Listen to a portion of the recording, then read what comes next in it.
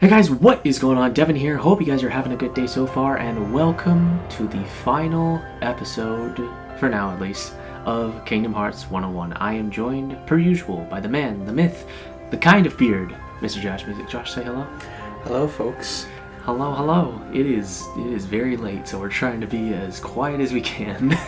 Keyword trying. Yeah, trying. Yeah, because we're so full of energy because the Kino is just overflowing with us right now because, of course, we have finally completed the final installment of the Xehanort Saga, Kingdom Hearts 3. It has been a long journey to get to this point. In fact, I was just telling Josh, this is the end of July that we're recording this. It's been well over a year since we started playing these games, and it's really cool that we finally managed to get all the way through it. We wish it took us quicker to do it, but here we are. It's fine. It's fine. Life happens. Yeah. I'm not upset. You're upset. Yeah, of course. School, work, global pandemic. What are you talking about? It's fine. But yeah, we've managed to complete the base game of Kingdom Hearts 3. There are still a couple things from both the post game and the Remind DLC that we also need to cover, but we'll be covering that in the second half of this, so we'll be pausing about not even halfway through just to go play that half, and then sometime later we'll come back and record the rest of this podcast for you lovely people. But just for this portion of the episode, we'll be covering just the base game that was released back in January of 2019. So yeah, per usual, like we do in every episode, we'll be just talking about the game, what Josh and I both liked, disliked, and a couple other things. I don't know, I'm just kind of making this up on the fly because this is the final episode, so this is kind of freeform in terms of how we discuss the future of the series afterwards, in terms of like predictions and stuff like that. But we'll get to that bridge when we get to it. I'm losing energy quickly. So let's move into the usual topic of discussion that we always start off with. Josh, in general, what were your thoughts on Kingdom Hearts 3? I want to scream, but I can't. In excitement. Well, let me put an asterisk for that. Like, I might be remembering this wrong, but the first half felt a little bit on the slower side, but oh my god, that second half, though. Holy cow. They tie everything up so nicely. With, like, it's like a present that they wrapped off with, like, a really nice, like, expensive bow. Mm-hmm. Like, it's amazing. Tying every bit of the story back into itself. Getting all the characters involved. Some of it fit my predictions, which I was with the last episode, like, which made me pretty happy. Yeah, just fantastic. The levels were pretty good. Like, there's only one that I didn't care for, so like overall, like 10 out of 10 game, and like I can't even imagine. Like, I'm lucky to be able to play this series of games basically all in one shot almost. I couldn't imagine what it'd be like to be a fan to have to wait for so long. That's basically me. Yeah, Devon's looking at me like, you have no idea. Yeah, exactly. I guess technically this is the first time I'm actually making a video talking about my opinion on KH3, so I guess I can probably talk about it. I guess Kingdom Hearts 3 came out so January 2019. Kingdom Hearts 3 came out at a very interesting point in my life. I was just coming into I was still in the middle of my last year of school, and not to get too personal, but I was kind of feeling down and whatnot. But the big thing that kind of pushed me through and always kept my hopes up was knowing that this game that I've waited all my life for, or not all my life for, but more like this is my feeling of, this is my episode 1, this is my Avengers, this is my Return of the King, this is my big fanboy thing, knowing that it's finally on the radar and I'm finally gonna be, it'll be something to hopefully fulfill. And when I tell you that Kingdom Hearts 3 will always go down, that first playthrough will always remain one of my favorite gaming experiences ever. Mostly just because of the environment that I played it in, how much time and energy I put into it, and just, again, just the history of being involved in this series and having so much love and praise for it for all these years, and now to finally sit down and enjoy it. It really threw me back to like nearly 10 years ago when I first played Kingdom Hearts 2 for the first time. It was really magical. I beat the game nearly in one sitting because I was so enthralled by it. Granted, I do have some problems with the game, and we'll definitely get into it, but the just that overwhelming feeling of all these things that I never thought I would be able to see finally unfolding, and I will cherish that moment of being able to experience it all the time. It was really special, and added with the fact the game was really good, so that helped. Yeah, so I guess to start off, we'll leave some of the bigger stuff toward the end. So we'll start off sort of simply, I guess. Let's talk about gameplay for the first part. How would you say the game played well, Josh? I would say mostly on the whole, really fantastic. I felt like they finally came to a point in terms of like getting combat all fleshed out. Pretty good with they had platforming in it, which is really good, especially with the flow motion aspects from like Dream Drop Distance that they added in. My only gripe, I guess, would be like the whole Pirates of the Caribbean section with the ships, but other than that, like even the swimming sections was so much better than previous games. Gummy ship levels were pretty fun. Like it was, from what I could tell, it was pretty good. Like to be honest, so like we were going at this pretty fast, so like I couldn't really like if I spent ample amount of time, I might have found more issues. But on the whole, I'd say like out of a score of 10, I would say this is a 9 out of 10. Like sure, it had a little bit of issue, but mostly fantastic. Like there was nothing in it that I was like, oh man, like this is really like bothering me to the point where it's distracting. It's like, no, there was a few issues, but like I overcame it and just went on with the game. But yeah, gameplay fantastic. Yeah, we weren't speed running it, but if you were there, we did try and move through it pretty quickly, mostly just because I was like, we've been playing these games for a year. Can we just get to the end, please? Get to the plot. Get to the plot.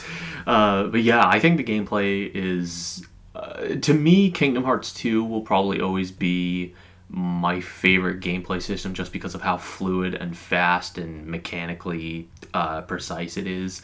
There are a bunch of videos on YouTube that talk about the mechanics of Kingdom Hearts 2 and how well defined it is. But Kingdom Hearts 3, I think, for Osaka Team's first attempt at trying to do their wholly own system while emulating what had come before in the numbered titles, I think works really well, and I think incorporates some of the better elements that are seen in the spin-offs, like the situation commands that are kind of reminiscent of Birth by Sleep when you do the command styles and stuff like that. Flow motion is not as overpowered as it was in Dream Drop Distance, which is very appreciated. Oh, yeah. I mean, yeah, you can spin around poles and run up walls and stuff like that, but like you're never like it never becomes a crutch, which I'm very thankful for.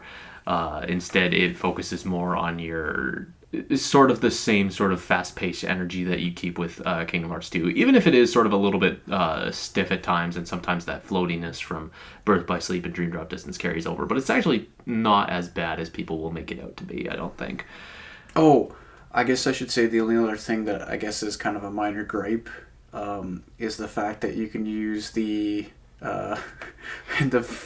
big boss battles. You can still use the rides. Oh yeah, attraction flow. Yeah, the attractions. Oh my god. Okay, yeah, that's my only gripe with Kingdom Hearts 3 is attraction flow.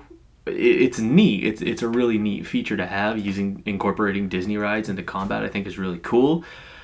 It's way too often, though. It is way too often. In fact, it's so often that when Critical Mode was added to the game, they actually included an ability that can turn it off, but also all of the damage that would load attraction flow would go toward more situation commands, which is pretty cool. But at the same time, I think it kind of feels like a design oversight in a way, where it's like... Yeah, it'd be interesting to play through without it, because like, I kind of agree, like, it felt like it was always popping up, and I'd be like, yeah, I'm going to use it, because I'd rather beat these enemies quick to get along, but like, as a playthrough, if you're taking your time, I'd find that would be kind of like, man, I don't really need this constantly popping up. Yeah, it also kind of ruins really tense moments too, like the when we finally got to the Aqua boss fight and the prompt for the pirate ship came up, and you're like, this does not seem appropriate. No, it does not seem appropriate in the slightest. The cooking one were interesting. That was another thing I was going to get to. Another gameplay mechanic they introduced was cooking with Remy Ratatouille. Or Little Chef, because they won't call him Remy for some reason. But, okay, whatever. Well, because, I mean, it makes sense because Remy... Oh, yeah, Remy can't speak. Yeah, so he can't say, like... Even though you have anthropomorphic animals that you can talk to, and yet... Explain Pluto, too. Well, okay, you know what, fine, I'll give you that one. No, but, like, yeah, that was another interesting mechanic. We didn't really use it a whole lot. Again, we weren't doing, like, a speed run, but we're definitely trying to just hammer through the game to get through the plot. So, like, a lot of stuff we kind of just... saw it for a little bit and then just moved on. Yeah, which is funny. We were playing on Proud, but this was also kind of it's also kind of indicative of the game's difficulty in that it can feel a little easy at times, which I feel like is which kind of draws back. But at the same time, as someone who enjoys playing these casually, as well as fast paced, it didn't really bother me that much, but I can understand if people want more of a challenge, it can kind of leave you unsatisfied. Then again, that's what critical mode's for, if you want your teeth kicked in. Critical mode, plus you can turn off a bunch of stuff, right? You can turn off a bunch of things. Yeah, critical mode's no joke. You can lose to the first dark side boss in the tutorial. It's rough. Yeah, so I'm trying to think of what else. We talked about a lot of the gameplay mechanics. We talked a little bit about the gummy ship, which is very changed up from how it was in past games, where instead of an on-rail shooter to get from world to world or the gate things, it's actually kind of a combination of both 1 and 2, where it's more of a free flow open world. You can sail wherever you want in your gummy ship, but then when you have to attack, it's kind of reminiscent of Kingdom Hearts 2, where it's on rail shooting and whatnot. Anyway, you were saying, Josh. Sorry. Yeah, I just remember, speaking about gummy ships, the one thing that, okay, I have no problem with them putting synthesis, if I can speak properly, synthesis? Yes, items in the gummy ship levels. Mm-hmm. Can you change the asteroid or like the drop rates of like no, but that's not even the problem. Make them different colors. Oh, so you know what? Okay, so I don't know. Let's say red asteroids are, I don't know, mithril gems or whatever you want to make. Like blue is like Damascus. Like have it different color, because like I'd be shooting asteroids forever trying to get Damascus and be like, I keep getting things I don't need. Yeah. I just want Damascus, man. We gotta get those Keyblade upgrades. It's like, which is another cool feature I really like as well. That is true. But just like for someone like me trying to just get, well, I don't know, maybe if you had the extra time and you're willing, but even still I felt like that was the other thing. It's like gameplay wise, it's like, okay, if you're gonna make it so you can upgrade keys, but you can't buy certain items in the shop, so you have to go hunt for them. Okay, you can have them the gummy ship levels, no problem, but make the asteroids different colors so you know what you're getting, so you're not constantly like spending 20 minutes to get one item. that's a little much. Like, I don't know, did it feel like that for you? Yeah, the drop rates for like finding items in those asteroids is a nightmare.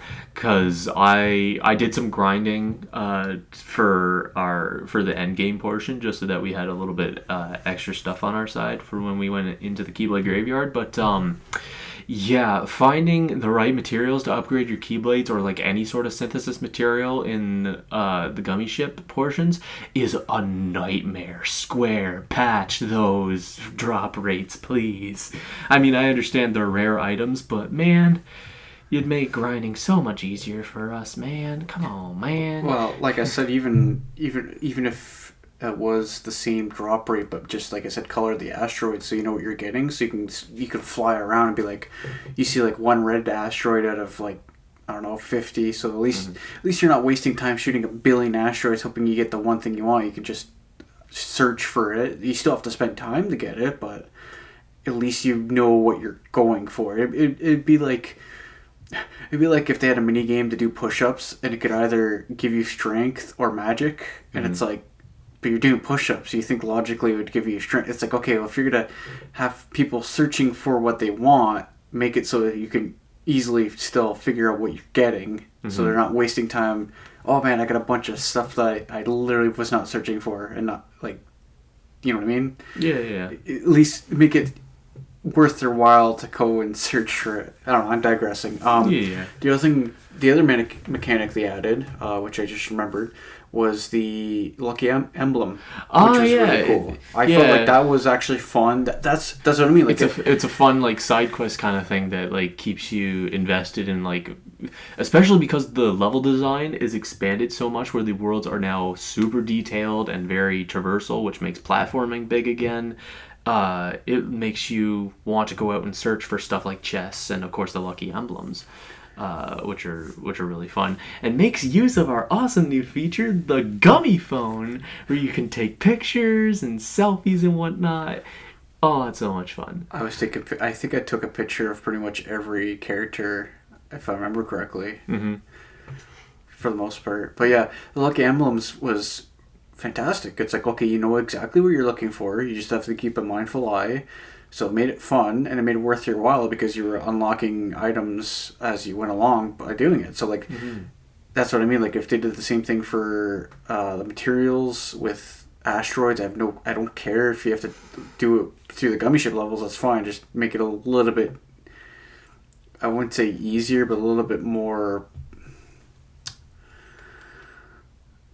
A little bit less crazy in terms of trying to figure out exactly what you're going to get. Like the lucky emblems, it's like, okay, you know exactly what you're looking for. Your goal is pretty simple. With the shooting the asteroids, it's like, okay, well, I could get just about anything from these things. Yeah, basically. I'm trying to think of anything else. So we cover combat. Movement was good. Movement was good. The level design. I guess we can also talk about the graphics. This is the first full game that was made with the Unreal Engine 4. We got a taste of it in 0.2, but for Kingdom Hearts 3, ooh, they worked that engine to the max, my guy. This game is gorgeous in parts. It looks so nice.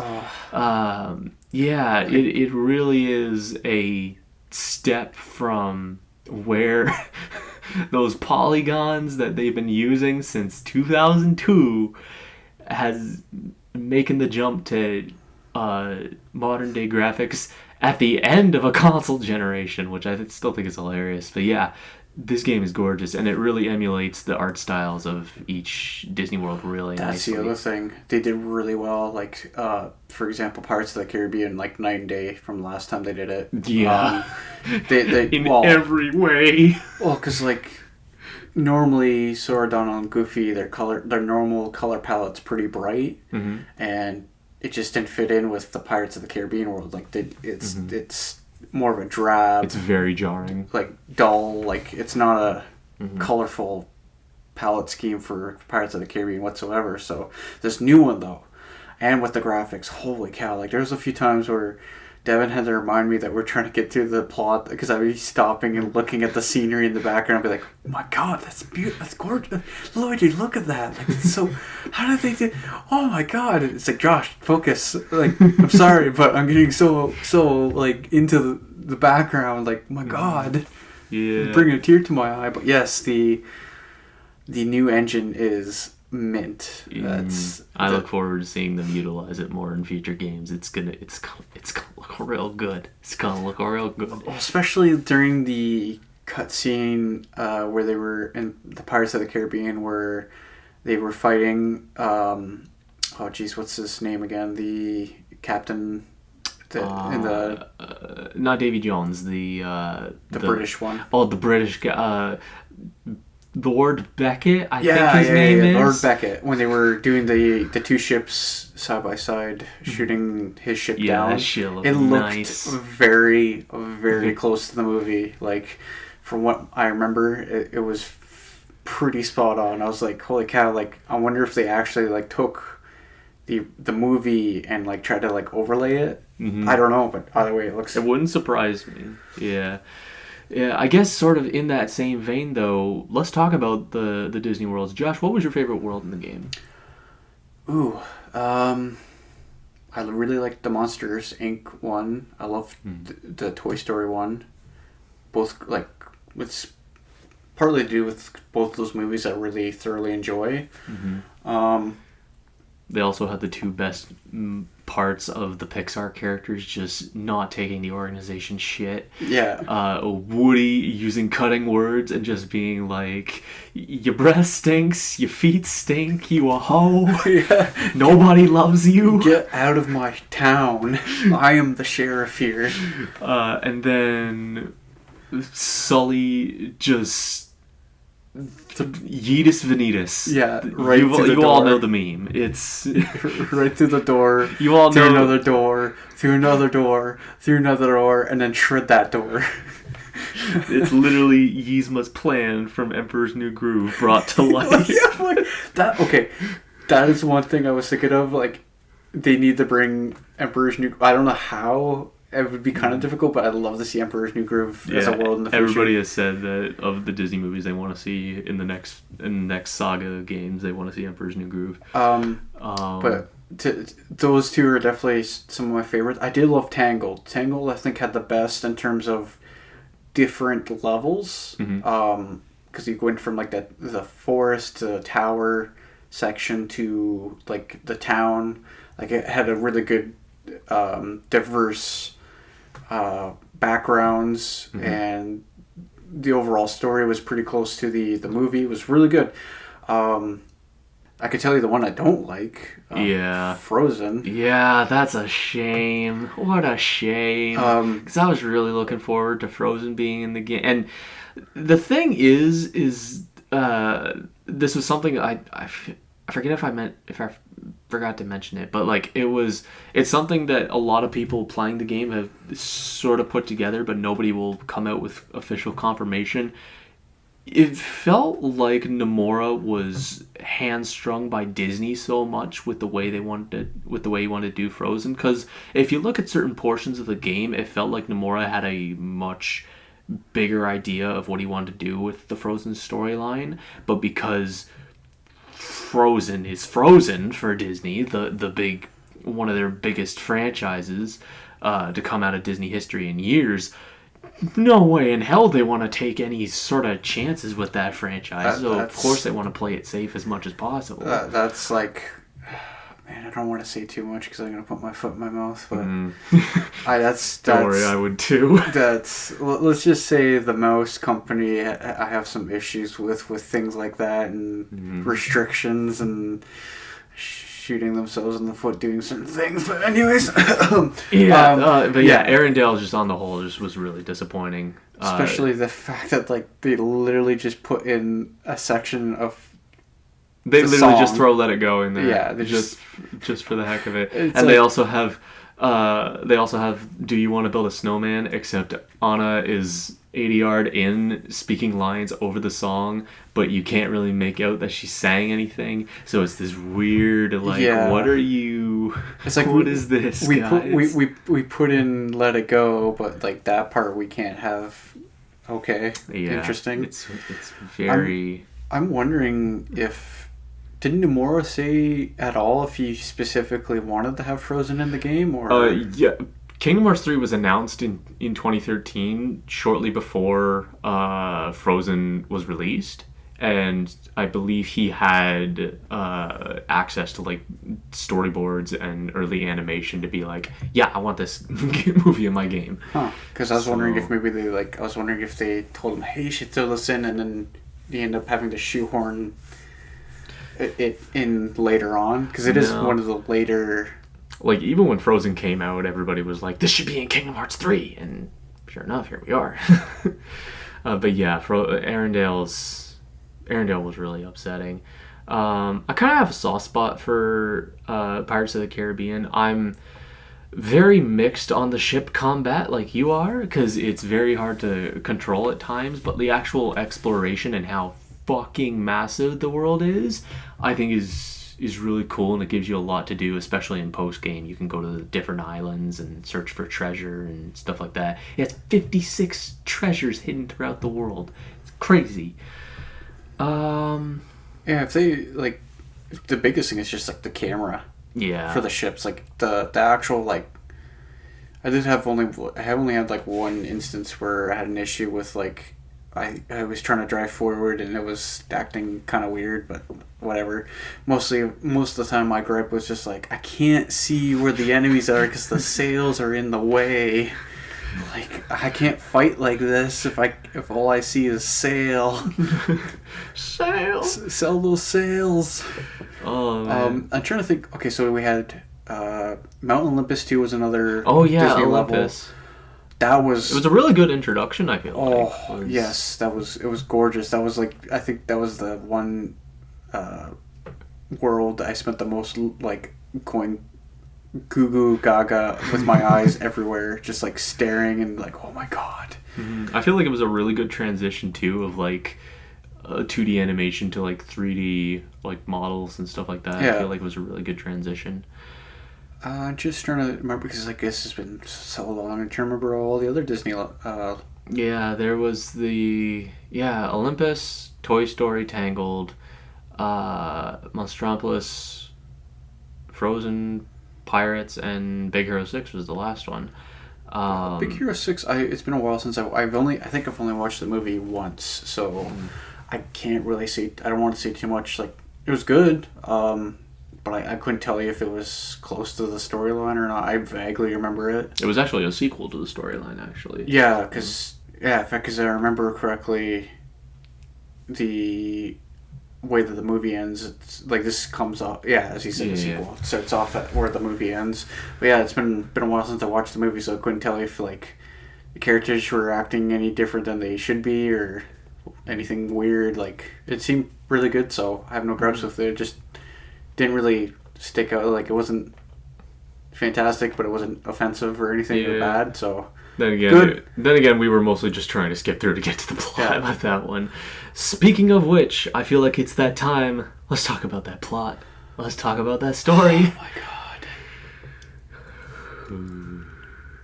Where do I like? Where to start? Yeah. It's so good to have it all tie together, but man, like, holy cow! Like, the amount of information, the amount to this whole story, all the plot points that eventually weave itself together into one big thing. Like, and Devon and I always talk about this as we're playing the game, that there's a lot of Star Wars-esque-ness you can find throughout the game. This is the one thing that George Lucas couldn't accomplish, was weaving story parts together and it making sense still. Like, for the most part, I don't think there's any real big plot holes as far as I can remember. Like, but like, you start off with a character and then you move along to the future, and then you have parts that go in the past, and then it ties back into the future, present day, and then you have parts that in the future go back to the past. It's like, but it's all cohesive in the end. Like, that was the thing. Like, Star Wars, it's like the prequels were on the whole a dumpster fire compared to the originals, so it's like, it just never worked. This, on the other hand, everything tied nicely. All the characters ended up together at the end. The ending, oh my freaking god. Makes me excited for the DLC, but like the build up to it, like, I felt pretty slow in the first half. Like, I don't know if it's just me remembering wrong. Like, I felt kind of slow, like the fact that like Sora still had to find the power of waking, and he's still not a master yet, and he has to train. But like, it felt like a lot of like, I don't know, like fluff a little bit. At points. There was a few times I was thinking like, is there more to this? It just feels like you're getting kind of sidetracked. Like, was a lot of weird cutscenes in the gummy ship. Like, it seemed like every single time that something needed to happen, it was in the gummy ship. Like, getting on the gummy phone, it's like, oh, this happened with the king, and this. It's like, oh yeah, shit, we gotta go back to the main plot here. We can't be screwed around in these worlds anymore. But I wouldn't say it's bad. Like, it took a little bit, but once we got into the second half, I was like, holy cow, that first half. It felt like the first half was to get you kind of a taste of the game engine, a little bit of the gameplay, but once the second half came in, it's like, okay, boys, the plot has begun. Yeah. We're hitting warp speed with this. Hold on. But my god, that ending. I had a suspicion too with what's his face? I'm bad with names right now. Mr. Eye Patch Sharpshooter Man. Yes, Zigbar. Zigbar. I had a feeling about him. I was like, his voice sounds familiar from when we watched the earlier cutscenes. I was like, yeah, that guy with the special mission, his voice sounds kind of familiar. And like, I can't quite put my finger on it, but I have a feeling he's gonna show up again. But yeah, you know what? And I gotta say about Kingdom Hearts, which I love, is and I was pointing this out to Devon too, with the plot. It's very philosophical. You could probably just totally like undermine it and not even think about it, but there's a lot of stuff like the fact that which one was it? One of Xehanort's others, was it Ansem? I think, that mentioned about his shadow. And I was like, that is straight off of... Oh, no, it was Vanitas when he was talking to Ven about how, like, yeah, like, I do stand by your side. I'm the darkness, I'm the shadow that you cast, you know? That is straight from... There's a philosopher... His name escapes me. I said it earlier today, too. Carl Jung. Trying to remember his... I think he's from Sweden. Anyways, talks about that. Like, basically, your shadow follows you everywhere. Your shadow is the part of you. Like, every human is innately able to cause great harm, havoc, and destruction. Like, really evil stuff. But, like, you always have to keep your shadow in check and make sure, like, a good person always makes sure, like, to not do impulsive, evil, greedy things. And it's super... It's like... me knowing this is super cool to see it in a video game that they mention it. And... kind of picking up on the whole classic, like, good versus evil. Like, this game, I really appreciate the story, because we're starting to miss this out in a lot of current movies and video games. Like, they can't seem to get the basic concept of good versus evil. Like, it always seems to get muddled and too messy. Like, this was nice. You could see the human aspect of it too. Like, near the end, where Xehanort's just like, you know what, like, my dream was to save everybody, but I ended up getting so corrupted in my goal. It's like, that is really good. Like, that's a good thing to show people. Like, people of all ages playing this game could really latch onto that and be like, man, this is a really good story. Like, not only just to entertain you, but just as a good moral thing to learn. So, yeah. And it's not until recently I really kind of picked up on that and appreciated from the story, and just, like, friendship, like, there's always been a thing, like, getting all the friends back together. The Sea Salt 7, bro. When I first saw that cutscene during the ending of Roxas, Axel in his new threads, Shion in her new threads, Isa came back with some new threads, and then Hayner, Pence, and Olette, they're all hanging out on the clock tower. The Sea Salt 7, I want to see it trending. Make it happen. It was the other thing too, I guess, to go back onto the gameplay, I guess this would be kind of considered gameplay, but their new character design, like their clothing, really love that too. Gives a little bit of modern flair to them, which I love. Like, for this new game too, and this new game engine, it's like, yeah, it's nice to see them in new clothing. Oh, that was another thing we forgot to mention, is the new character designs when they go to new worlds, like in Toy Box when they look kind of toy form, Monsters Inc. when they have the new monster skins and whatnot, and then in Pirates when they're in the new pirate garb and stuff like that. The Pirates of the Caribbean is definitely the best. Like, well, okay, with an asterisk, it's the best in terms of, I think, fitting into the world. Like, the characters, like, they look like, for the most part, like, they fit in really well. Not saying that the other ones aren't. Or no. Where was I going with this idea? Pardon me. No, I'd say they fit best in the world with the Pirates of the Caribbean. Their character design, the Monsters Inc. is really good, but I still felt like it was a little. It was good, but I don't know. I felt a little bit off. I can't really put my finger on it, but that was the other Goofy good design. Was it the googly eyes that Goofy had? Yeah, it was a little just like... odd, but it was good though. Like but definitely I guess it's because they did the Pirates of the Caribbean world in an earlier game, so compared to that, like this is like night and day. But the Monsters Inc. is totally brand new, and I say they nailed the head on that one. That was pretty straightforward, but I guess it's because with the Monsters one though, it's pretty cut and dry. Like they don't have much clothing on, and they're like there's not much detail you have to really put into them. But with the Pirates of the Caribbean, like I said, we were watching cutscenes and I didn't notice at first like the fact that there's fur on Sora's jacket, like around the collar, and I was like, I didn't notice that at first. I was like, holy cow, that looks amazing! Like the amount of detail that they put into it. It's like the Monsters Inc. character redesign for them. It's good. It fits the world, but it's like there's not as much detail into it as I'd find with the Pirates of the Caribbean. Like the clothing has a lot more detail, and I loved it. Like even the fact that Sora's hat had the symbol on the side of it, which was a nice touch. It's like they do little things like that.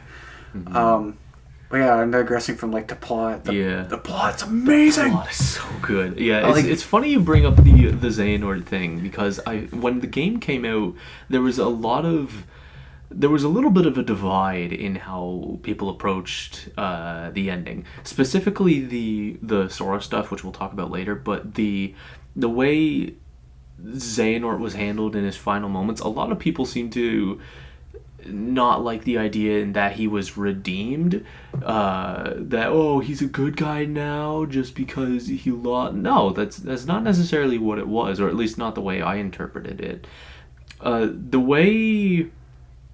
Because I love the way that Xehanort is defeated. It's not even necessarily the fact that Sora beam clashed him, which is the coolest fucking thing ever, with the boys backing him up. But it was more or less a deconstruction of his ideals. Because when you go through stuff like Birth by Sleep and Dream Drop Distance, Xehanort's always talking about how destiny has never left a chance, and how we are all on a predestined path. We can't necessarily divide from it. This is it's God's plan, basically, in that this is what is meant to happen.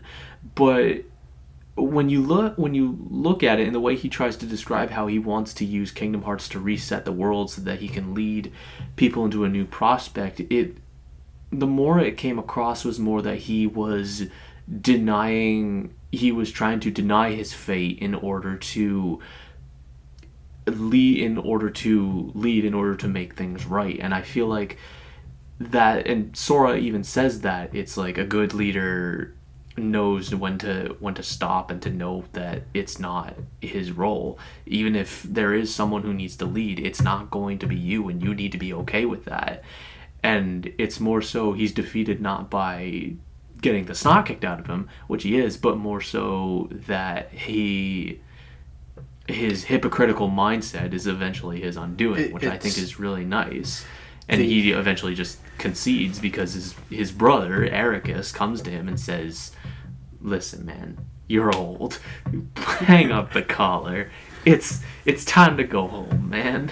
Like, I can't remember the specific saying. I'm probably just paraphrasing it, but like, you can destroy somebody's body, but the spirit will be willing to fight on. But if you destroy the spirit, the body's basically useless. And that's kind of like Sora struck through it, and not, I wouldn't say destroyed his spirit in a negative sense, but definitely redirected him to see, like, man, like, he basically made him see the light again and know that, man, the path that I was on was not good.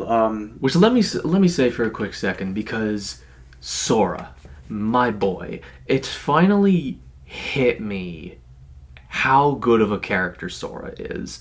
And I know this is funny coming immediately off the heels of Dream Drop Distance, where his character has hit Flanderization and is kind of typecasted now as the goody two shoes who will save everyone. But I don't necessarily think that's really Sora's place, and not necessarily how Sora is meant to be portrayed. And Kingdom Hearts 3 shows what kind of character is. He's a very empathetic person. He cares. He has a heart. He tries to look in the best in everyone. When you look at someone like which is a contrast to someone that Terra Ventus and Aqua took from Ericus about how the light is the absolute. You need to care about that, which is something that even Yen Sid has carried on. That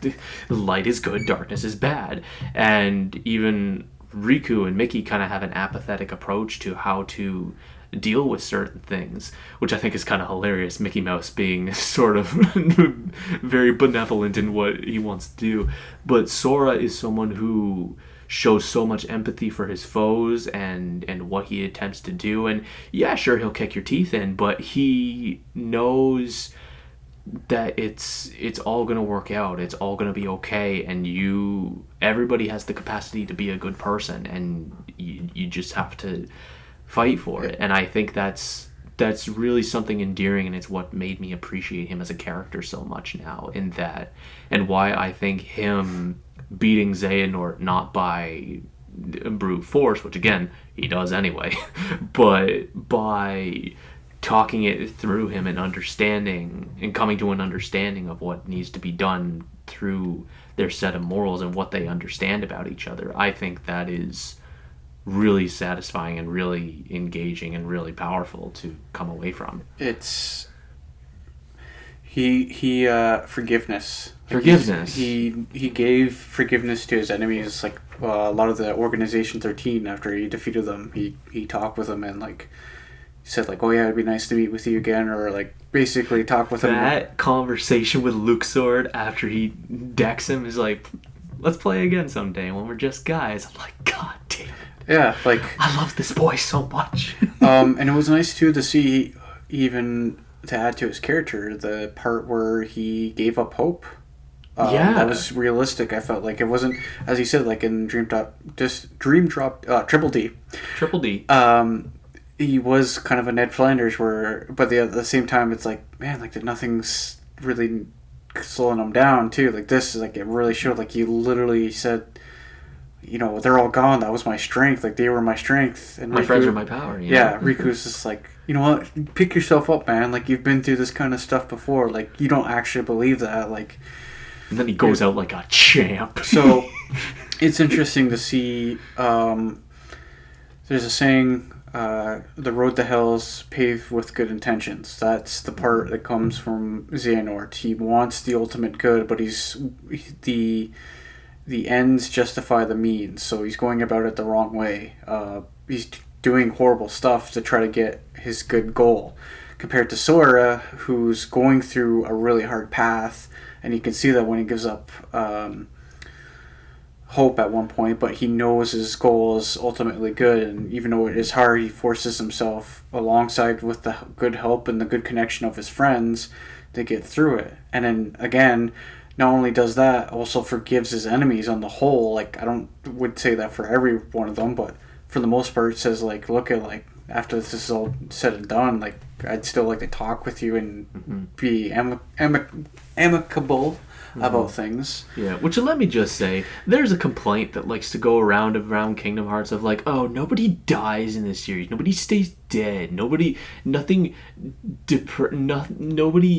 or anything. Yeah, that's true. Nobody technically dies, but the way they make up for it is that every character goes through an insane amount of emotional turmoil and baggage and destruction. There's so much sadness that happens. It's actually kind of like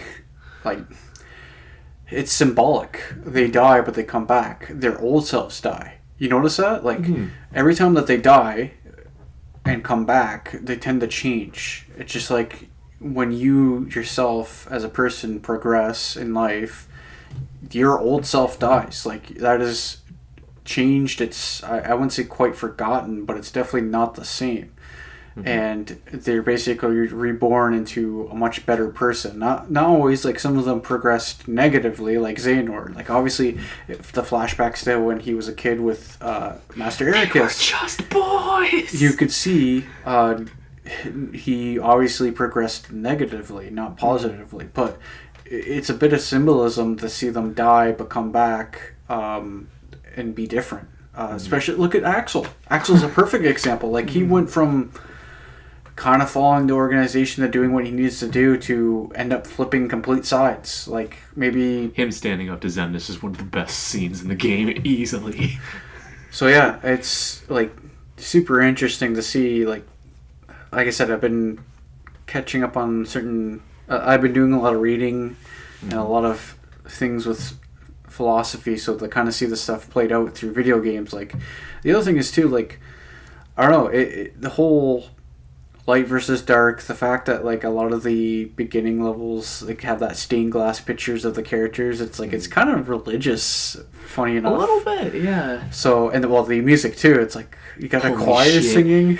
Yoko Shimomura has never gone so hard with a soundtrack.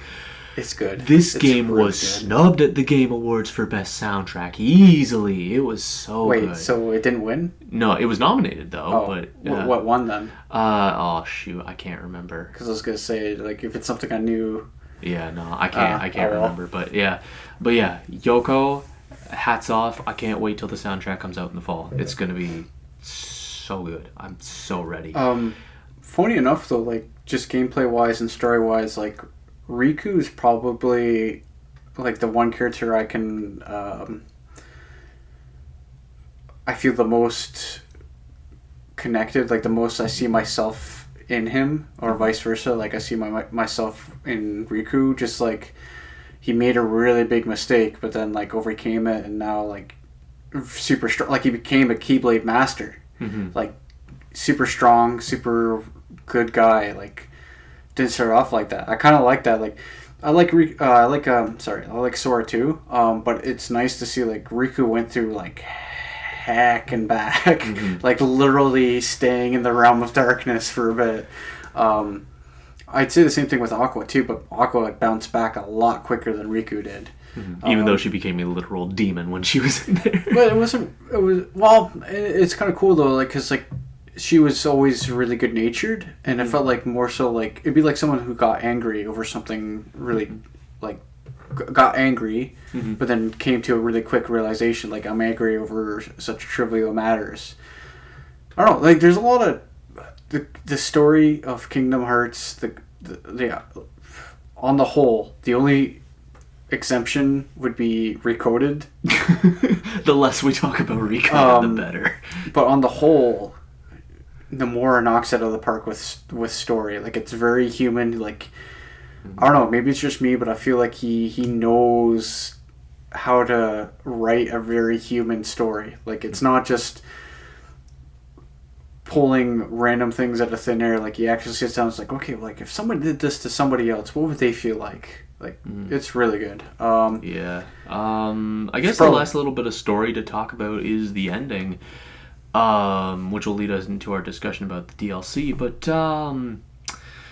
this was a bit of a divide for people. The fact that Sora died, in a sense. Because a lot of people were kind of, I don't want to say misunderstood, but were a little confused by how exactly the power of waking works. Even though both young Xehanort and Mickey at the end detailed that like young Xehanort basically spells it out. The power of waking is used to use worlds to traverse hearts, not use hearts to travel worlds. I'm probably getting that wrong, but basically by abusing this power, you're going to end up losing yourself. I do agree that maybe explaining it throughout the game a little bit more as a little more heavy foreshadowing would have been nicer, but I think on the whole, I think this was always going to be Sora's end, because there was a very early scene in Kingdom Hearts 3 in the Olympus section where Hercules says, when he's talking about Meg, if I stayed apart from the person I love most, my life would be empty. And so him coming to the conclusion that that Sora needs to go and save Kairi, I feel like that was always going to be in the cards, whether or not Jens had said, stay, this is what's going to happen. If Xehanort said it to his face multiple times, you're gonna die. Like, Sora was gonna do it in a heartbeat because that's the kind of person that he is, and that's the kind of mission that he will always go through. He will always do that for his friends and his loved ones because he loves Kairi. And I don't care what all you Soriku shippers out there say. He is in love with her. Stop. Well, they held hands multiple times. They held hands. They shared the Paupu fruit. How many times has Riku and Sora held hands? Exactly. Big fat old zero. No, but I mean, I get it. There's gay energy, but there's not that much. Anyway, the gay energy is all with Axel and Syax. Okay, let's leave it there, please. But yeah, I feel like that was always going to happen. That Sora was going to go out like that, and yeah. But yeah, there'll be more discussions when we get to the DLC about how that's gonna. I would say, like, if I didn't know there's DLC and the possibility of him coming back, I don't know, like, it's difficult. On one hand, it feels like, you know what, like, that is something Sora would do, sacrifice it all for someone he really cares about. Mm-hmm. And sometimes people do that in life and they end up losing their life. They end up giving it all for somebody they really care for, and that's the end. But at the same time, like, it just feels like such a really sad ending that someone who literally fought to save all these people just end up gone.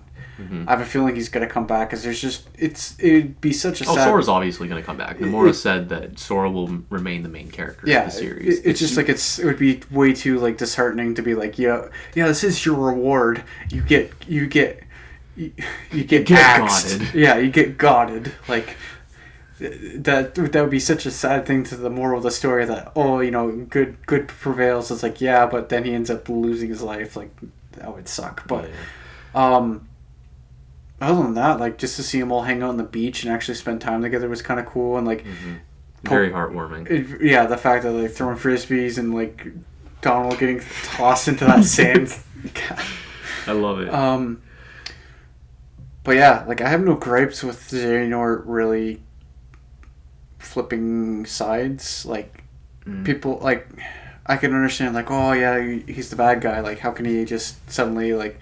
But it shows, like, at the beginning, like, he wasn't always, like, evil. Like I said, 100%, like, yeah. He slowly, as he progressed, started seeing a really bad idea and kept with it, thinking, like, oh, I'm going to save the world by any means necessary, even if I have to destroy it and restart from scratch. It's like, no, that's not, no. Put the knife down, Xehanort. Yeah, but to see him, like, finally realize, holy crap, like, what I've been doing has been wrong, so redemption, like, I'm fine with that. Like, it felt like it was a natural point for the character to come to, because, like, him being evil to the end just didn't really sit right. I don't know. I feel like... I mean, I would understand if you look at it, like, if we went from Birth by Sleep... I don't know. I just feel like it was, especially with what kind of character Sora is, I feel like it was always going to lead to the point where Xehanort was going to have his come to Jesus moment. I don't know. That's just me. Even the build-up beforehand. So, like, and you had a young Xehanort, Ansem, and Xemnas. They all said stuff that he slowly was kind of... You could see that he slowly, like, man, like, those three parts of him were all saying basically the same thing of, like, kind of, like, realizing that they screwed up and this path's not worth it. Even, and again, this whole goes back to, like, reality. There's an interesting video a coworker of mine showed me a while back that there's a guy that goes around teaching people at schools, like public schools and high schools, about bullying. If you literally just treat a person, like, with respect and, like say if you called me a name and I was like, yeah, that's fine, whatever, like, and then just kind of treat them with kindness back, like they eventually just stop. They're looking at a negative response, like they want that back. So there's Sora kind of keep like look at like Xehanort, like what you're doing is evil, like you're not gonna win, and it's like kind of shining through that. Yeah, maybe I am doing wrong, and maybe I should get up. Like look at this kid's like fighting his all, and then seeing Erica show up and be like, look at you, gotta stop, buddy. Like, yeah, I'm fine with the redemption of Xehanort. Like, you'd have to really pick a character and develop him as like 100% pure evil. Like, we're talking like, who's a good character I can think of from another series right off the bat? Darth Vader's too obvious. Well, Darth Vader still had redemption. Yeah, that's true too. I can't think of any right off the top of my head though. Which is Hannibal super weird. Lecter, maybe. I don't know. Yeah, something like that. Someone like just pure like. There's no like they're so broken. There's no way of repairing them. Which is kind of a rarity. Anyways, so story overall really good. Yeah. I guess should we move on to predictions? Yeah. I guess because we are going to move into the DLC, I guess we might as well get some short predictions. So the way Remind works is that it's split into 3 parts. We have the titular scenario called Remind, which is a basically extended epilogue for Kingdom Hearts 3 that talks about how Sora went to save Kairi. We have the Limit Cut episode, which is basically a lot of your post-game stuff, but also gives us a brief after-the-war kind of story of what everybody's doing to save Sora. And finally, we have the Secret episode, which we're just going to leave that as a surprise. But overall, Josh, what would you say are your predictions for Remind? Obviously, like, you know... You're gonna see Darth Vader pop up, and not Big this Bird game. come in. No, not in this game. I wish, but not in this game. I'm just trying to think of where. The only place I can think of right off the top of my head is possibly going through the Realm of Darkness. Would be the first thing I could come up with where Kairi could end up, but it would seem like such a weird. Well, they could do some more stuff with it, but it would be such a weird cop-out to kind of just, this is like the most obvious place we're going to put her, so it'd be interesting if they picked a new whole set piece that I can't think of. Maybe that, the last world that we were in. The final world. Well, no, not even... Scala at Kylum? Yeah. That would be kind of cool if they explored more of that. Mm-hmm. Well, the final world would be still interesting. I don't know. I would say maybe a bit of the Realm of Darkness and the Final World. You might have to go through one to the other. Other than that, like I can't think of. It'd be kind of cool if they have a section where you can play as Kairi. Oh yeah. I'm not gonna say for sure that's. You know what? Maybe screw it. I'm gonna say that's a small prediction. They did it with Riku. I don't see why they wouldn't do it with Kairi, even if it's just for a small little tidbit. It would be kind of nice, because I always said that, like, oh man, I want to see Kairi get a Keyblade and actually like become. She's not like just a damsel in distress. Yeah, she's like, actually kicks some ass. And she did kick some ass for a little bit until Xemnas grabbed her by her one arm with the Keyblade. Well, to be fair, like she's still fairly inexperienced in combat. Yeah, so of course. Let's not be like unrealistic. It'd be like, first day Sora, whooping Xehanort's ass. It's like that's not gonna happen. But anyways, I digress. Like it'd be nice to see a little bit of section of that. Maybe it'll start off with her in the Realm of Darkness, and maybe Sora has to come in through there, and maybe she ends up in that the final world because she gets like half killed. I don't know how else to put it. Half dead, I guess. Dead, sure, whatever. Yeah, purgatory. Other than that, like I can't really think of who else would you have to fight along the way. Maybe some of the that would be. I was gonna say maybe some of the fallen 13 members, but they kind of made peace with each other. So I don't know. I guess it would just be Heartless and nobodies, maybe just random ones. I don't know. I got nothing. Yeah, That's all I can think of right now. I'm excited. So yeah, the way we're going to do this, we're going to pause this, because this will all be one episode. We're going to pause this here, and when we come back, we will have played through the Remind DLC in its entirety, and we will get all of that opinion out in the open, our final full thoughts on Kingdom Hearts 3 as a whole, and our official predictions on where the future of the series goes from here. So we're going to pause this here, go play Remind, and we will be back momentarily.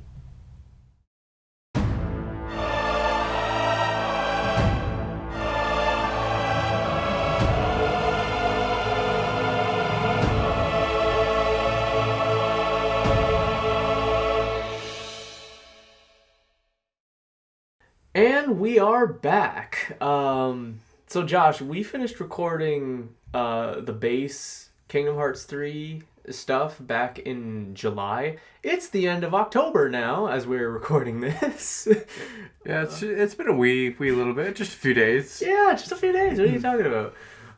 Yeah, we both got busy, so we didn't have a lot of time to get together. But today we have finished the entirety of the Remind DLC, so now we're going to talk about it, as well as some other stuff later on, which we'll get to. But first and foremost, as a whole package, Josh, what did you think of Remind? As a whole package, I liked it. I enjoyed it. I thought that it would have been, well, it's obviously your copy of the game, but if it was mine, I thought it would be money well spent on top of the original content. I thoroughly enjoyed, I'd say, 90% of it, so I'd say overall good on them for going on with this DLC. It's fantastic that they can add a little bit more to the base game for people to play afterwards. Cool. So we're going to break this down sort of section by section, because Remind was released as a whole package, but the way the game is set up and how you play them, it's separated across 3 separate sections. So there is the actual scenario, Remind, that takes place after the events of Cage 3. There's the Limit Cut episode, which has some extra features thrown in, such as tougher bosses and whatnot. And the Secret episode, which, well, we'll get to that. So let's start off talking about the Remind scenario in particular. What did you think, Josh, in general?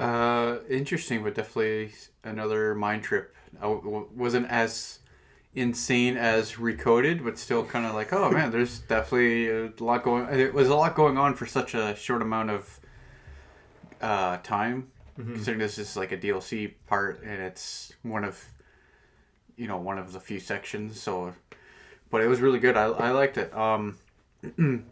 It was really nice actually to play as a character that I was like, we need to see her kick some Touche. I was so excited when Josh was talking about, I can't wait, I'm really hoping that we get the chance to play as Kairi at some point. Like, this is really killing me up inside. So when we finally got to the final boss of Remind, and you have the option to play as Kairi, I saw Josh's eyes light up. It was so good. And she's pretty fun to play, actually.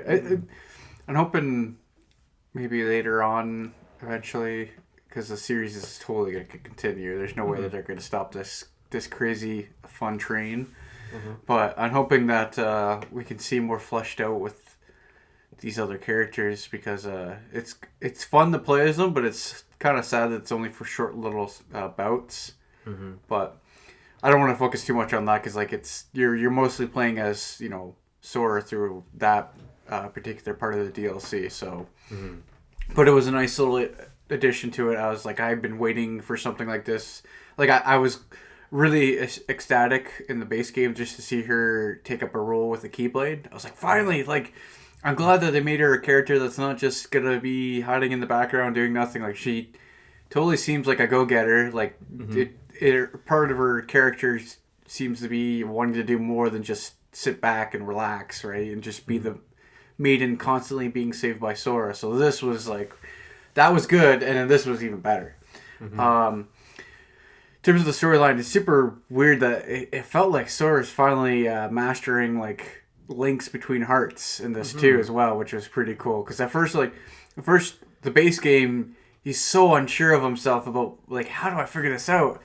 And then with this DLC, it's like you can see that he's totally confident on how it works now, which is super amazing to see, like that character progression, even just in this game itself. Mm-hmm. I'm trying to think of some other things from Remind, because I agree.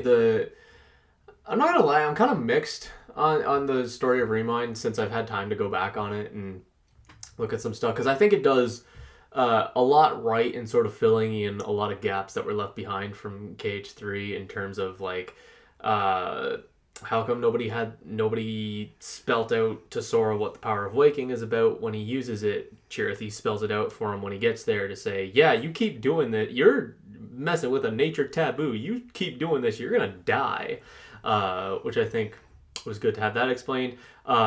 We got that brief clip of Aqua. We actually saw what made her freeze up, which was just all the anti-Aquas in the tornado, which made her PTSD in the Realm of Darkness canon, thank God. Because everybody pretty much thought that was the reason why she froze up there, but I think that's cool getting it confirmed. We saw Lingering Will and Terranort fight, which was pretty cool. Their little DBZ battle that happened. Yeah. I'm trying to think of what... And then, getting to play as a bunch of different characters. We get to play as Riku again. We get to play as Aqua again. We get to play as Roxas, which is pretty cool. Mickey. Mickey and the microwave hallway from Metal Gear Solid 4. Yeah. There's also... you basically get to play as everybody, like, near the end. Yeah, that's... working together as a group. 100%. One of my favorite moments from Remind specifically is just, them all... coming together, they're all bantering and whatnot. See, I kind of was thinking that would have been in the base game, like, kind of sort, like, you get to play as them, but like here and there, but to see like an actual kind of group combat thing was pretty sweet. Mm-hmm. Yeah, so I'm kind of glad that was implemented, and that was pretty cool. Xehanort got recasted. Unfortunately, Rutger Hauer passed away before production on Remind could start, so unfortunately he didn't have his lines recorded then. So instead, Xehanort was recast again with Doc Brown. Christopher Lloyd took up the role of Master Xehanort. I think he did pretty good. I agree. I think this is one thing that I've kind of seen unanimously talked about with in terms of Christopher Lloyd's performance as Xehanort is that I think when it comes to lines that were said in the base game, I think Rutger Hauer delivered them better. They just sound a little bit more subtle because Christopher Lloyd is a very exuberant actor in the way he says his lines and whatnot. So when he was repeating stuff that Rutger Hauer had said in the original game, it felt a little bit too much at times. But when Christopher Lloyd was saying lines that were directly from Remind, that he was making his own and whatnot, I'm like, yo, why were you not cast from the beginning, my guy? Like, you're killing it, man. Yeah, so it's just like, it's weird seeing like him doing his own thing, totally fine, but like when he's trying to reread stuff that somebody else did, it's kind of a weird contrast. A little bit, yeah. Yeah, I get that. It doesn't, like, for me, I try not to get too attached. Knowing what happens is like I try not to get too attached on the different voice actors. Man, I totally blanked out on their performances. There we go. That's the word I was looking for. Like I don't try to scrutinize it too much between each other. I just see it as their own individual performances, because it's like, ideally, you would want a voice actor to be able to play this character for as long as you need, but unfortunately, like, life happens and some of them passed away, so... But, yeah, I think I've loved him as Doc Brown, and I loved him as Xehanort, too, so... It works out. It's pretty good. I'm trying to think of some other stuff from Remind. It's pretty brief, like, we had to beat it in 2 sittings, but... But yeah, it's still a fairly short campaign to get through. It was pretty bite-sized, and for the most part, it's pretty enjoyable. I would agree. I think the stuff that came after, I think helped increase the price point on this, because when it was released, it went for like $30. So it was not bad, but yeah. I guess we can move on to Limit Cut then.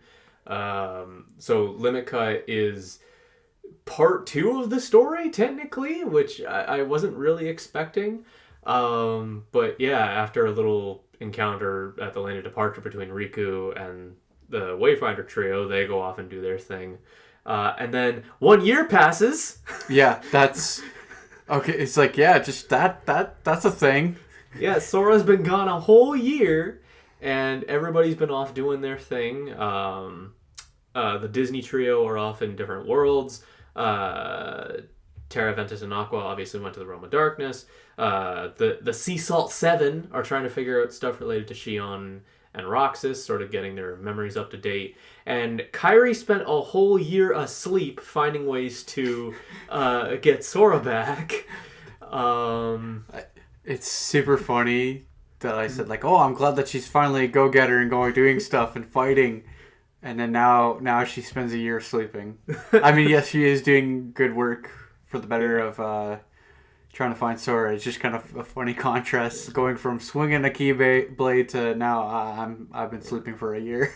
Yeah. And now Riku's playing supervisor to the group project because he's just going around and whatnot. We see the Final Fantasy characters again, which was something that we didn't really talk about in the last in the first part of this. There were no Final Fantasy characters. That's super weird.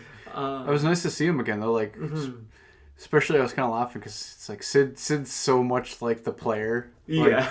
It almost feels meta. It's just like him getting frustrated with things. It's like, we can relate, Sid. We can relate. Yeah, but as for Limit Cut itself, it's Data Sora, once again, going up against the Data Organization 13. Josh, tell me your experience with the Limit Cut episode. Oh my god. I don't get how people could... Like, you've told me that there's people that have played this with pro codes on and the highest difficulty. Just... my question is to these people, like, why? just why cause yourself so much pain? I guess it's just to say at the end of it, yes, I beat it. I feel super accomplished, but holy moly, like, there's challenge, and then there's pure insanity. This is a borderline on pure insanity. Like, I'd say almost Dark Souls is pure insanity in my books because they don't even allow you to pause, and the controls are like broken sometimes. At least Kingdom Hearts is fairly good with the controls, but man, like, I can't imagine. You said it took you quite a while for the well, that's later on. We'll get to that later, but I'm assuming this took you a while to get through. Even the Limit Cut episode, it took me, I think, 2 or 3 sittings to get through every boss, and I was even playing on standard at that point. But yeah, it was pretty difficult. There were thankfully for us on this playthrough, we had easy codes on because we had to get through this. But even still, watching Josh go up against them, like, the struggle is real. It's very much real. The struggle is real, man. Did you have a favorite boss that you want to talk about? Shion. Yeah, because I don't think you ever really fight her in a sense before, have we? If it wasn't that, like, this was very... You do fight her in days, obviously. In Kingdom Hearts 3, you fight her for like a few seconds in the Keyblade Graveyard when you go help out Axel and Kairi. But yeah, as far as a full-on boss fight, you don't. Yeah, this was really interesting to see because it's like all the other bosses. It's like I kind of recognize their style of, like, fighting and whatnot. So it's like, oh yeah, and I kind of expect coming into it. Shion, I was like, I have no idea what I'm getting myself into. I fought her for like 30 seconds. It felt like last time, and it was like not like this whatsoever. Totally out of like rabbit out of the hat. Yep. I kind of liked it. Yeah, made extra Kino by the music too. That's also true. I'm trying to remember if we talked about the music last time, but Yoko Shimomura's music, fire throughout this entire game. There's not a single bad track in this game. It all hits. It's all good. It's all impactful. It's so good. But yeah, the arrangement of Vector to the Heavens, Shion's boss theme from Days being here, fucking great. Love it. It's so good. That's a title in itself too. It's like with a title like that, you know the song's not gonna disappoint. Oh yeah, of course not. Trying to think if there's anything. Did you have a least favorite boss? Well, actually, no. I think I already know the least favorite boss because I had to fight it. Luke's sword? Okay, look. I knew his boss fight was going to be some nonsense like it was in KH2, but man, the way KH3 controls made this boss nonsense. We had to turn on the deadly blow easy code just to beat him because patience was not something we had at the moment. Yeah, well, I guess that would be my only issue. Is just like I have a hard. It's so weird. I feel like my eyes can pick up the target that I want to attack faster than the auto lock, or even like trying to hit it. You know what I mean? Like even with like getting close to it and trying to attack it. Because even a few times I could see that you saw him as the card. You go up and try to hit it, and it's spinning at the same time, but you end up hitting it and possibly the next card over, or the wrong card entirely. And it's like, are you kidding me? Like, I'm right there. Yeah, it was pretty frustrating on the first round, so that took me a couple tries. But yeah, that was fun. Any other thoughts on Limit Cut before we move on? Yeah, I guess because we're coming to the end of Limit Cut, sorry. There was that last little cutscene there where Fairy Godmother came in and was like, I think we know My eyes work. My eyes work this time. I can blink and wink. We kind of get hints of where the direction of the series is going to go and how they're possibly going to save Sora, and it's tied to Riku and Kairi's dreams, because it's revealed that the secret ending from KH3 was a dream that Riku was having. So...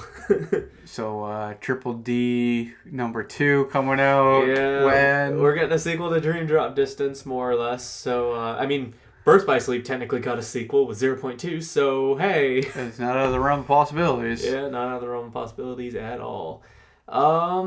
Yeah, I think that's kind of it. You're forgetting the biggest thing of that. The photo mode. Oh, yes. So, briefly, while we were going over Limit Cut, I showed Josh Data Greeting, which is the game's very elaborate photo mode where you can select different locations throughout the game, and you can place whichever characters you want around and take photos with them and whatnot.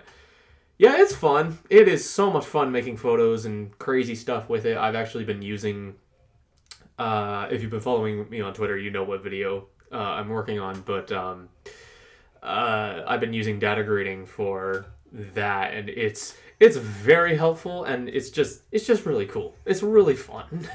I was a little disappointed that I couldn't make a giant mech out of every single character. The height, you can only go so far. Yeah, the mechanics can only go so far, which I think is a bit of a downgrade to it, but at the same time, very robust and very rewarding and whatnot. Well, like, I'm just trying to be a goof with it. With you, it's a little bit easier. Like, it's a little bit more realistic. Yeah.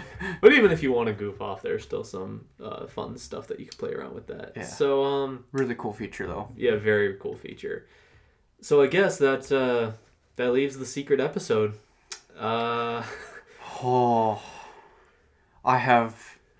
Okay, this is the one part of the DLC where I gotta be honest, this one kind of made me a little frustrated. in terms of, oh my god, is it so hard? Like, almost like... Lingering will who? Almost like you want to be in mental anguish trying to beat this. Like, I'm saying, if you didn't use any easy codes, and like if you really want a challenge, this is it. And the reward after beating said challenge, in my opinion, was just such a letdown. It was such a slap in the face. I was like, I can't imagine somebody spending months or possibly a year. Like, there's some hardcore gamer out there that's like, I gotta beat this with pro codes on in the hardest difficulty ever. Then they finally beat it, and the dialogue that happens afterwards is so lackluster. So it's such a nothing burger. It's just oh man, Still gets me excited for the next game, though. Yeah, it's cool. I will admit that it's cool to see, but also I wish there was more story to the dialogue afterwards. It's just like you're leaving me with more questions than answers after all that trial. Like, and even we cheated basically. We went with the easiest route to get this done. Mm-hmm. So, like I said, major respect to people that want to challenge and actually do this as hard as they can. But be warned, like the dialogue afterwards is just it's what, like a minute. Yeah, a minute or so. And then again, this boss technically has 2 endings depending on whether you win or lose. It's still kind of the same. It still kind of leads to the same-ish ending. So. Yeah. Basically that, we have dreams and we don't know what they're about. Okay. On to the next one. Yeah. But I guess to give a little bit more context, you fight against Yozora, who was prominent in the Toy Box world in the base game, who it turns out is a legitimate character and is going to be very important going forward.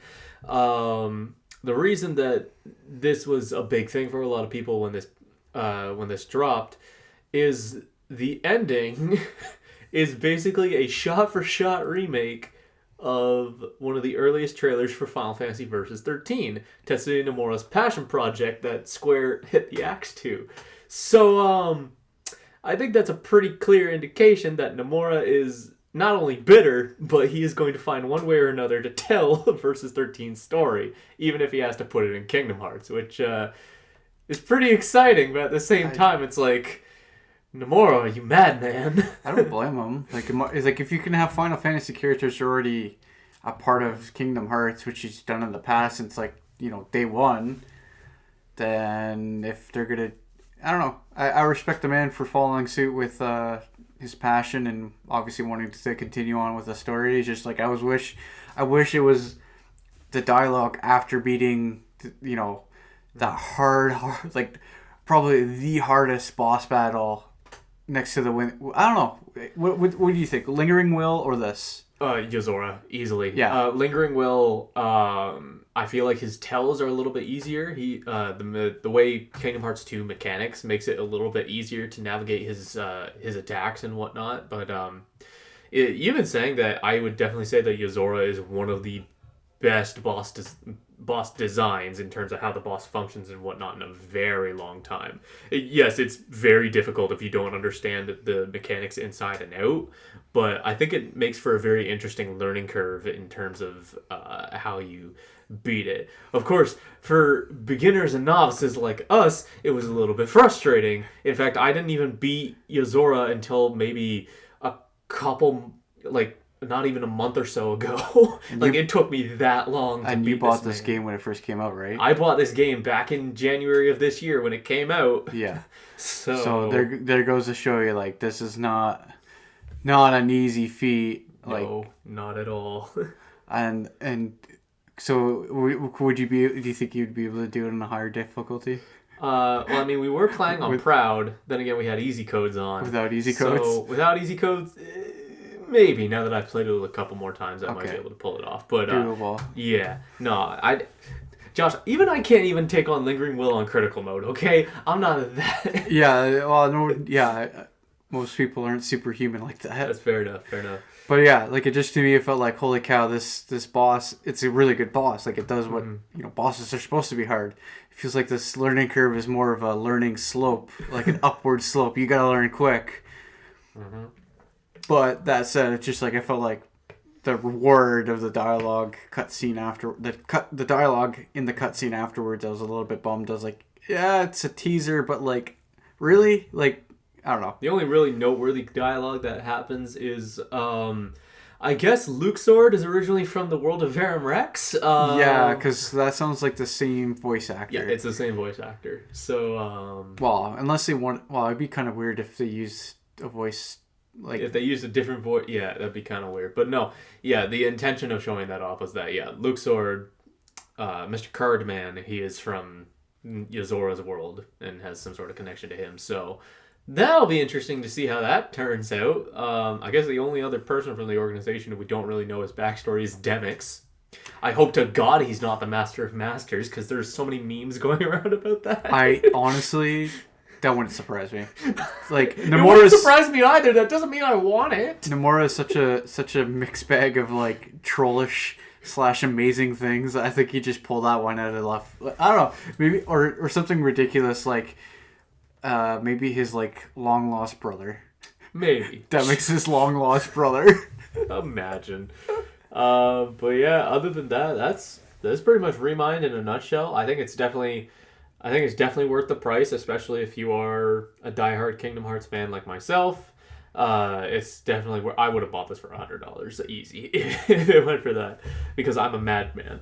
But yeah, I definitely think it's worth it, especially if you want more out of the game. If you weren't already on board and enjoyed Kingdom Hearts 3, it might not do much for you, but the stuff, especially with Limit Cut and Yozora, will definitely keep you playing for a couple more hours. And yeah, a couple more hours. A couple more hours. Yeah. A couple years maybe for me. Yeah, sure.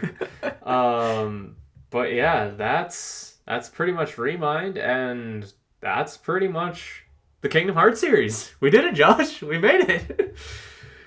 Till the next one. Well, yeah. In terms of this podcast series, this is where we cut it off until maybe the next saga wraps up. Okay, well, if this is the end, we gotta give it a proper ending, Devin. Like, I gotta say my overall thoughts of the whole entirety of Kingdom Hearts.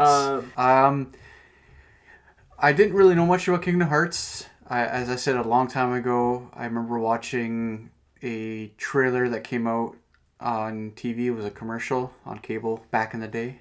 Mm-hmm. But Devin would always tell me, like, we gotta play Kingdom Hearts. Like, it's my favorite series. Like, you gotta try it. I'm like, okay, you've twisted my arm. I know that you're a sucker for a good story. Mm-hmm.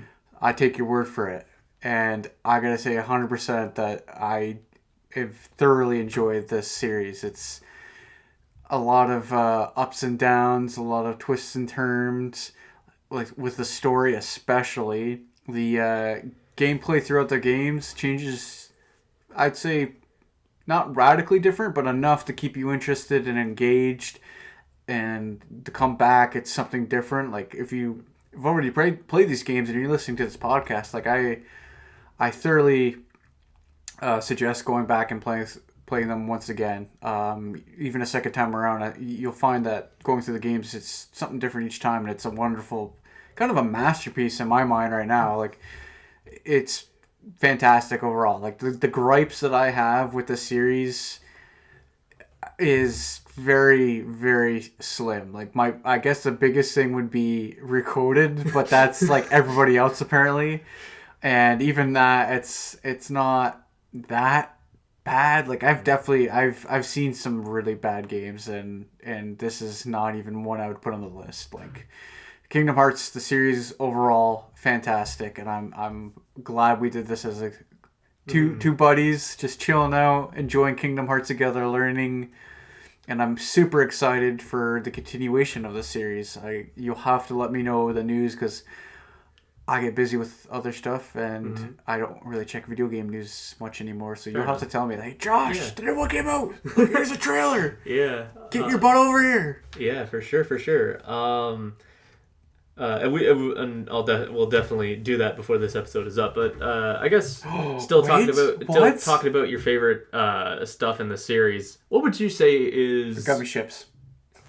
No, I'm sorry. We go ahead with the question. I guess we'll go over some favorites and least favorites since we're winding down. Overall, what would you say was your favorite game that we played through? KH2, definitely. KH2? I think it was a good balance between gameplay and story. It wasn't. It was just getting on the cusp of the story was getting more complex, but not enough where if you were half paying attention, you'd still get most of it. Like, I feel like after that, then it starts getting really complicated. Well, it gets complicated to the point where you have to be paying attention. And for some casual gamer, like, you'd have to put on your thinking cap and your eyes and ears and really start watching and noticing things. For the average player that maybe isn't paying attention, just a casual gamer, KH2 is really good story-wise for that. And gameplay, again, it's also pretty good. Like, it's not too crazy, not overly complicated, but also it's not too simple and clunky. So Nice. KH2 overall is my favorite. Nice. I'm not even going to ask what your least favorite game is because I know it's recoded. Well, I wish, well, maybe Days, but it was more so because we didn't get to actually. Well, no. What was the one with the card-based combat? Oh, that was Chain of Memories. Chain of Memories. Chain of Memories. Recoded storyline was complicated, but I felt like Chain of Memories was like the card system. Definitely, I didn't care for in terms like you said. It was definitely it was on a different console too, so Yeah. it felt a little bit better. Yeah. So taking that with a grain of salt, but like, in terms of like story, Recoded's definitely a really big mixed bag of pain and emotions, and then the card based combat system definitely I didn't really care for, but I don't know. Like I said, I wouldn't say like they're even like bad games. They're the lowest of the tier in terms of my likeness for Fair them. enough. Do you have a favorite character? Oh, jeez, that's the Hydra. The Hydra. No. The random Hydra boss. No, that's a really hard question for me to answer. I really like a lot of the characters. There's not many I dislike, so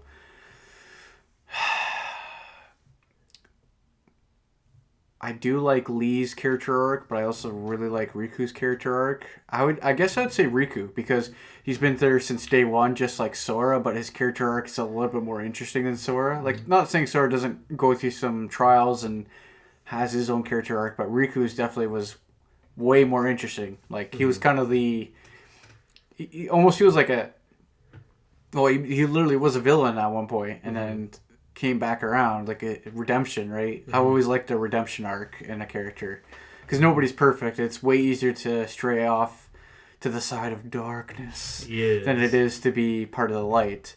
And I guess I'd say Riku's my overall top favorite, but I really hate saying that because I really like Lee, I really like Sora, I really like pretty much almost every single character. Should I go over least favorite character? I mean, you can if you want. I guess I wish, funny enough, Pete. I wish Pete had some more character because you just see him as like a kind of a jerk throughout like all the time, but it's not like really thoroughly explained on like why. Like you kind of see that Mickey does mess with him back in the one game where they travel to the black and white. Oh, in KH2, when they go to the Timeless River. You can kind of see a little bit of why he gets frustrated with Mickey, but like not to an extent of wanting to, bring about Kingdom Hearts and work with Maleficent. You know what I mean? Like, and work with darkness. It's like, no, like there's not really much of an explanation here. It's just Pete's he's a side villain for the sake of being a side villain, and it's like, I'd like to know a little bit more. So, and I guess sort of to end off talking about favorites, what would you say is your favorite scene from any game in the series, if you remember? I'm trying to remember. Like, it would have to be a scene that I said like a gasp or said something like "Holy cow!" And I try to remember when was the last time I said that. Like, this happened quite a bit in this series, and it's sad that I can't. Jeez, what would be the top one? I guess it's definitely when. Okay, I figured it out, folks. Okay. It's when Axel, Shion, and Roxas meet up for the all together in KH3, and they start crying, and he's like, I should have brought like sea salt ice cream. Like that was pure gold. That was like, I remember Devon and I both looking at each other like that was perfect. Couldn't get any better than that. So I guess that would be my favorite scene. It'd be other than that, or now that I think about it more too, the beginning intro of KH3 where young Xehanort and Master Ericus, I guess he'd just be young Ericus at the time playing chess. I thought that was kind of cool to see them younger, and yeah, that's good. Well, overall, Josh, I'm really happy that you've enjoyed your time in the series, and I'm glad you're happy with it. I'm glad that I was able to convert you to fan level, which I think is great and awesome. And yeah, I'm really happy that we've hit this point. But Josh, even though this is our final episode and the Xehanort saga stops here, the Kingdom Hearts series is still going, and it's gonna go strong. And we already know 2 games that are on the way.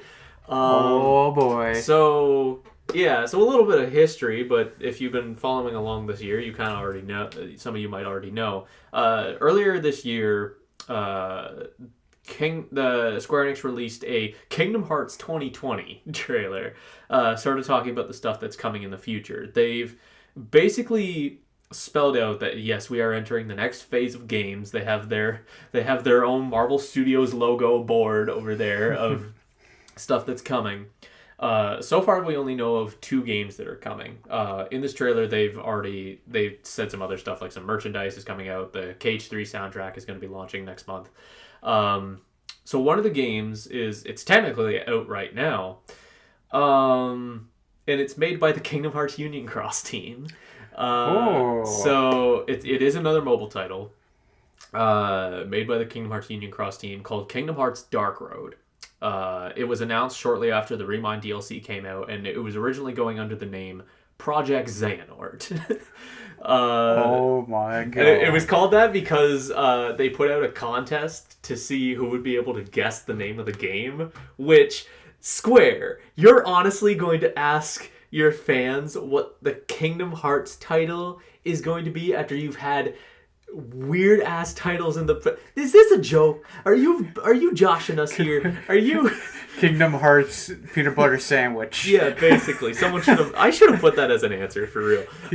But yeah, it was called Project Xehanort because Dark Road is basically an origin story, I guess, for Xehanort. It shows his time in Skylight Kylum, training with Ericus, going on his own separate adventure with some of his classmates and whatnot. And so far the game is still going on. Only 2 episodes, as far as this recording goes, have been released. But so far it's been pretty good in terms of story. In terms of gameplay, it's not that fun. I've played it. It's fun. It's time consuming, but you're really not going to get much out of it. But the story so far is actually kind of interesting, and it talks about some of the other classmates, and it does some time jump stuff to show Xehanort in the future, doing some stuff in the other worlds and whatnot. So in that regard, it's also it's pretty cool in that regard. You guys can check that out for iOS, Android, all that stuff, for when more stuff comes out. Obviously, Union Cross is still going strong, and they're setting up the final little bit of that game to basically wrap up that story as a whole. So that should be really exciting. And then the second game, which was announced and will be coming out next month, is Kingdom Hearts Melody of Memory. Josh, I don't know if you remember last time when we recorded and how I talked about, oh man, I love that Tangle minigame that kind of functioned like a proper rhythm game. I would love to see Kingdom Hearts do an actual legit rhythm game. Are you Kingdom Hearts Melody of Memory is a rhythm game, Josh. I don't know what to think of this. It's being released on PS4, Xbox One, and it will be the first time the series is coming to Nintendo Switch, so that's really exciting. Oh, cool. But yeah, it's basically a rhythm game re-exploring aspects of all the Kingdom Hearts titles through its music, and a demo got released last week, I believe, as of recording this, and I've found a lot of enjoyment in it. It's been pretty fun playing through. It actually has a legitimate amount of challenge, which is pretty cool. And I look forward when that comes out. There isn't so much as a plot to it. Nomura has said that there will be about 10-hour campaign. Holy, that's long for a rhythm game. Yeah, fair enough. But it is a Kingdom Hearts game, of course. Yeah, that's true.